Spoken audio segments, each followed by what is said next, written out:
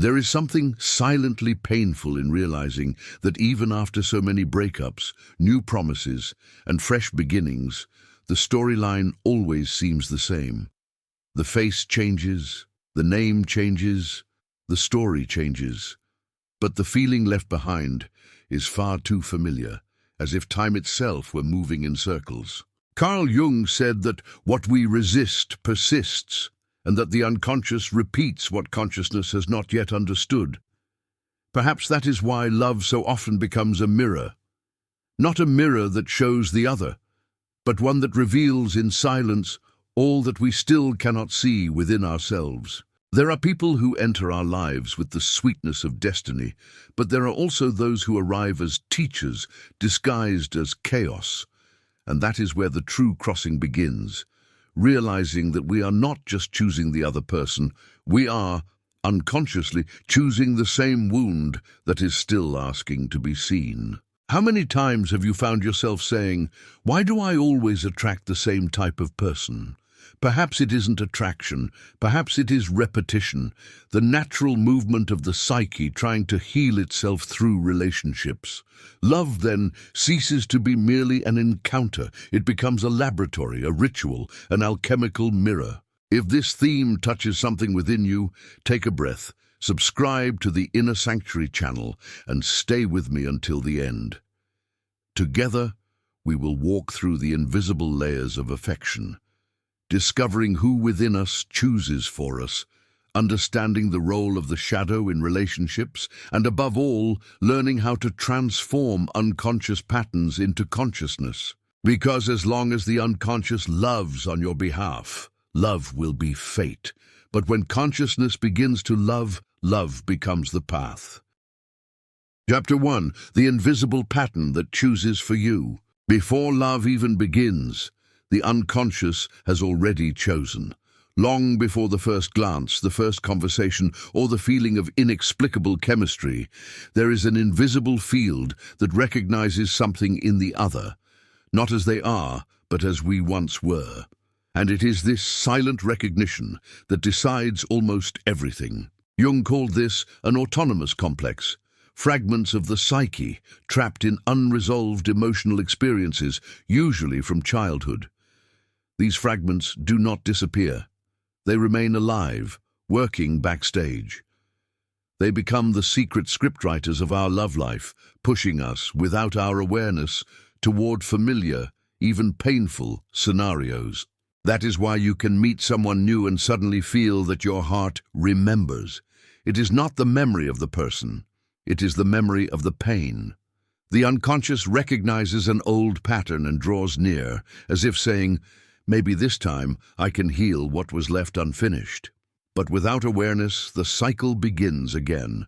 We repeat not because we want to suffer, but because the psyche seeks healing through repetition. Every repeated relationship is, in truth, a mirror of what has not yet been integrated. If you had to be the child who took care of others, you may feel drawn to those who need saving.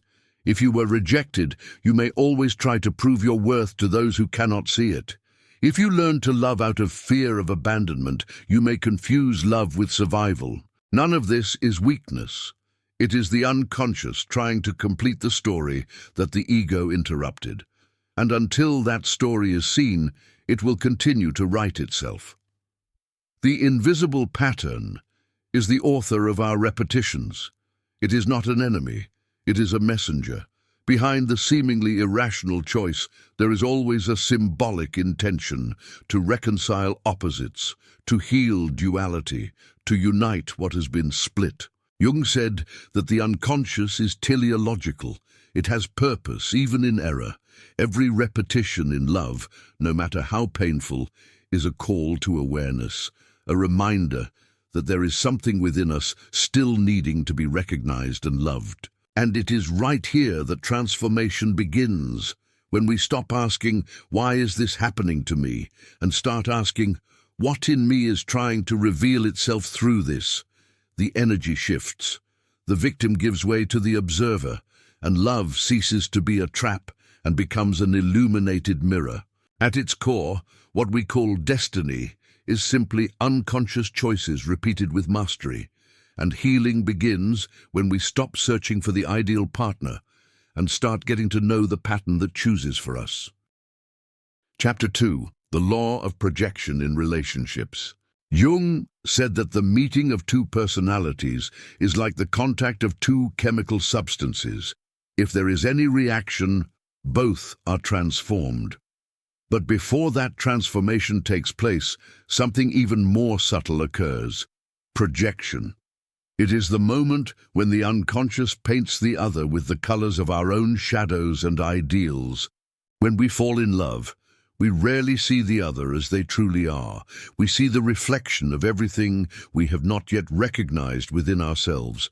That is why the beginning of love always feels magical. It is the unconscious showing us in human form all that we lost sight of inside. The light in the other's eyes is not just theirs, it is the memory of our own forgotten light, now returned to us through a mirror. Likewise, what irritates or wounds us in the other is also projection, rejected fragments of our own being, exiled and now returned to consciousness through relationship. When someone stirs anger, envy, fear or disgust within us, it is the shadow asking to be seen.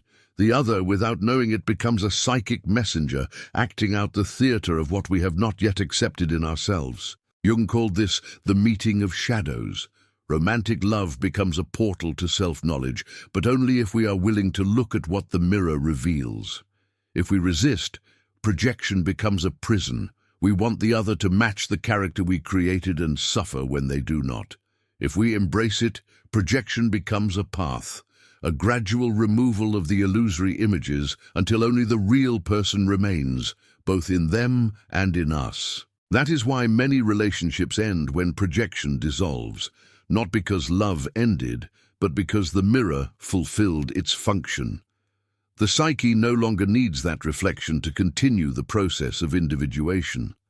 And what looked like the end is actually a passage from idealization to consciousness. When we say he changed, or she is not the same person anymore, what really changed was the lens of projection. The veil has fallen, and the other finally appears, not as a character from our unconscious, but as an autonomous being. And in that moment, for the first time, love can truly begin. Recognizing projection is one of the highest forms of relational awareness, because only when we stop loving our own images can we begin to love the other as they are. And only when we stop hating our own shadows can we stop hating the other for showing them to us. The law of projection is simple. Everything I see in the other, light or darkness, is my reflection asking for recognition. Mature love is born when we stop fighting the mirror and start listening to it. Chapter 3. The Cycle of Repetition, when love becomes a mirror of childhood. No matter how adult the body may appear, the one who loves is always the child within us. The child who learned what love was by observing silence, absence, or excess. The child who understood that, in order to be accepted, they had to please, remain quiet, or adapt. And so, without realizing it, we begin to seek from others the same kind of love that once wounded us, not out of masochism, but out of hope. The unconscious hope that this time the ending will be different. Jung said that the unconscious repeats until consciousness learns. That is why we find ourselves in familiar storylines. The distant partner who reenacts a father's coldness, the critical companion who awakens the fear of disapproval, the impossible love that revives the original abandonment. We do not choose these people rationally.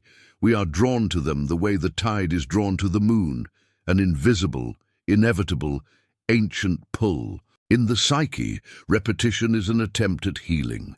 Every relationship is a new chance the unconscious creates to resolve what was left unfinished. But without awareness, the cycle becomes a labyrinth. We change partners, but not the pattern. We act out the same scenes, only with new actors. This is how love becomes the mirror of childhood, not as punishment, but as a pedagogical mirror, showing us the unconscious script still directing our story. When we say, "I always get involved with unavailable people," what we are really saying is, "I am still trying to become worthy of the love I once lacked." And this attempt repeats tirelessly until we finally look back and recognize what I was seeking in the other was, in truth, a reunion with myself. Every meaningful relationship contains an echo of childhood, and every love conflict carries a symbolic message. The wound of rejection is asking for tenderness. The need for control hides the fear of being left behind. Jealousy reveals the insecurity of the child who never felt chosen. If you feel this chapter speaks to you, leave in the comments the pattern you recognize most in your relationships. Your story may inspire others to realize they are not alone on this journey. The cycle ends when we stop seeking love as compensation and begin to live it as revelation. In that moment, the past no longer chooses for us, and what once was destiny transforms into consciousness, because love did not come to complete what was missing in childhood. It came to teach us to love the child that still lives within us. Chapter 4. The Role of the Shadow in Love. Every relationship is a meeting of two consciousnesses and two shadows. Jung said, "No one becomes enlightened by imagining figures of light, but by making the darkness conscious." And in love, that darkness is not evil. It is the territory where our forgotten, rejected, denied parts rest, the parts we hid in order to be loved. The shadow manifests subtly. It shows up when we demand too much, when we feel irrational jealousy, when we expect from the other what we refuse to give ourselves. It emerges when we idealize someone, placing them on a pedestal, or when we turn them into an enemy. The shadow is the unconscious telling us, here lies something in you that still does not want to be seen. In love, the other becomes the perfect mirror for this revelation. They awaken, unknowingly, the very contents the ego wants to keep hidden. That is why love hurts, not because of the other, but because they touch exactly the place where we are divided. And in that touch, the soul finds its chance to integrate. Most people try to escape this pain. They seek drama-free love, light relationships, perfect bonds. But real love is alchemical. It transforms through friction, through discomfort, through the clash between who we want to be and who we still are. Without this friction, there is no individuation, only fantasy. When the shadow is not acknowledged, it rules the relationship. We project onto the other what we cannot accept in ourselves. The controller who denies his own vulnerability, the dependent who despises her own strength, the cold one who fears being invaded, and thus the bond becomes the stage of an invisible war. The ego against the soul itself, disguised as romantic conflict. But when we bring awareness, the scene shifts, projection dissolves, and love becomes a healing mirror. You stop reacting and begin observing. Why does this wound me so deeply? What part of me is being touched by this? Am I really seeing the other, or am I only reliving an old pain? This is the turning point, when we stop using love to escape the shadow and start using it to integrate it. The relationship ceases to be a battlefield and becomes a laboratory of consciousness. And the shadow, once seen as threat, reveals itself as the guardian of our power, our truth, and our wholeness. And, Jung said, what we deny submits us, and what we accept transforms us. In love, accepting the shadow is not giving up on the ideal. It is finally seeing the human. It is realizing that to love truly is not to find perfect light in the other, but to withstand seeing your own darkness reflected in them, and still remain. Chapter 5. The Dissolution of the Pattern, from Victim to Witness. There comes a moment when repetition exhausts us, a silent instant when the soul, tired of circling around the same pain, whispers, "Enough." This is the point where transformation begins, not through force, but through awareness. Repetition ceases when we stop living as victims of the storyline and start witnessing it instead. The difference is subtle, but it changes everything. The victim asks, "Why does this always happen to me?" The witness asks, "What within me is revealing itself through this?" One is trapped in drama, the other awakens to meaning. Jung said, "What is not made conscious returns as fate." As long as we react automatically, the unconscious continues directing the story. But when we become observers, the script loses power. The energy once spent resisting pain becomes light of understanding. To be a witness does not mean becoming cold or indifferent. It means being present enough to see the movement unfold without confusing yourself with it. When someone rejects you, you feel the pain, but you also see the pattern trying to repeat.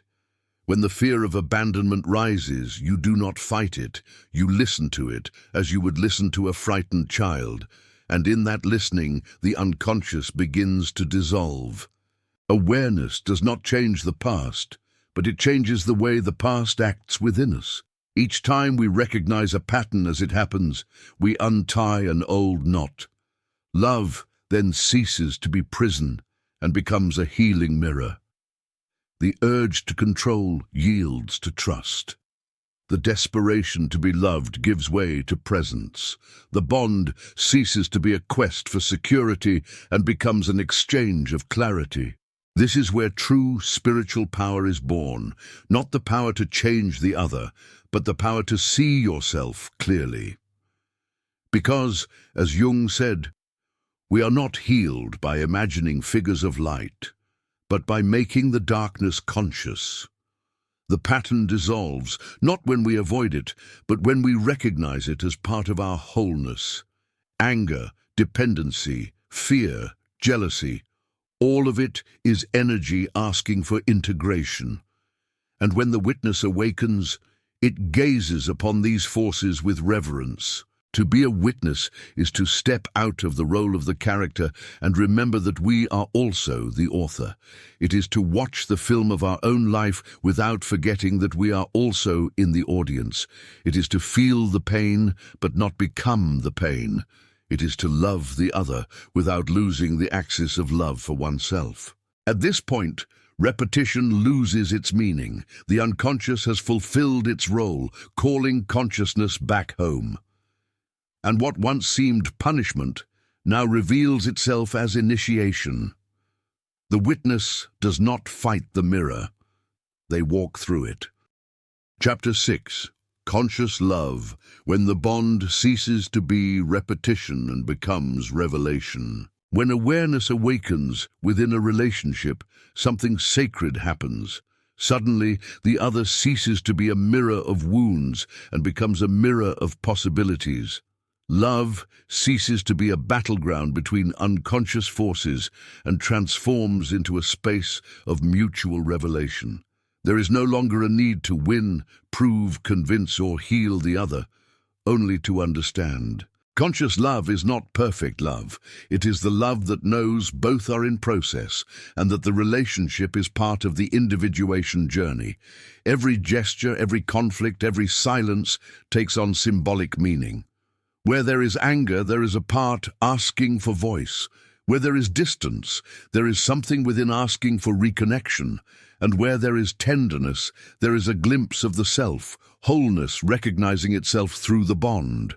Jung said, "The meeting of two personalities is like the contact of two chemical substances.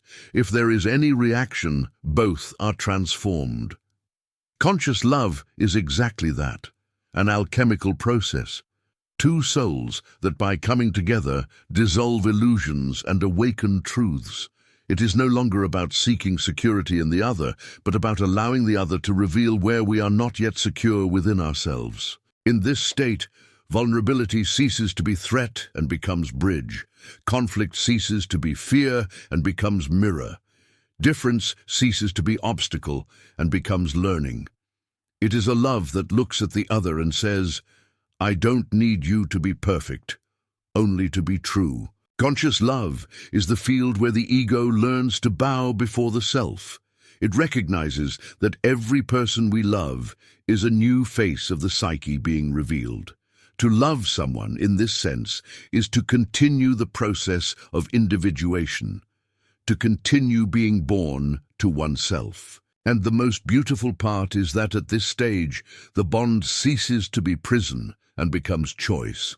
We are no longer tied by fear of losing, but connected by the joy of sharing the path. We do not love because we need to. We love because we want to take part in the miracle of recognizing the divine through the human. Conscious love is quiet and simple. It does not demand promises, only presence. It does not seek eternity, but depth. It understands that the true encounter does not happen between two halves, but between two whole beings who chose to grow together, not out of lack, but out of awareness. When this happens, love fulfills its highest purpose, revealing who we are through the other, and then the relationship ceases to be a mirror of childhood and becomes a portal of the soul. Conscious love is the end of repetition and the beginning of revelation. Conclusion: the end of repetition is the beginning of presence. There comes a moment when the soul grows tired of seeking love and finally begins to become love. This is the point where the cycle closes, not because we found the right person, but because we found awareness within ourselves. The same pattern that once hurt now becomes teacher. The same mirror that once wounded now reflects clarity. When we stop blaming the other, stop expecting someone to save us, or trying to correct life as if it were a mistake, something deep becomes still. We discover that what we once called a repeated story was only the unconscious trying to awaken us to our own wholeness. Every abandonment, every rejection, every loss, all were silent invitations to presence. Jung said, "What is denied in us returns through fate." But when we recognize it, fate transforms into choice. Repetition ends when we stop running from what we most fear to feel. And in that instant, presence is born. Serene, lucid, free. Conscious love does not eliminate pain, but transforms it into wisdom. It does not promise happy endings, but it reveals true meanings. Life ceases to be a sequence of missed encounters and becomes a dialogue between conscious and unconscious. Everything that happens to reveal what still needs to be integrated. Perhaps this is the true meaning of love, to see in the other the path back home. If this content resonated with you, share it. Leave in the comments, which pattern do you recognize you are ready to release? And remember, every repetition is the soul's invitation asking for awareness. When love becomes presence, the story changes its name. It ceases to be fate and becomes awakening.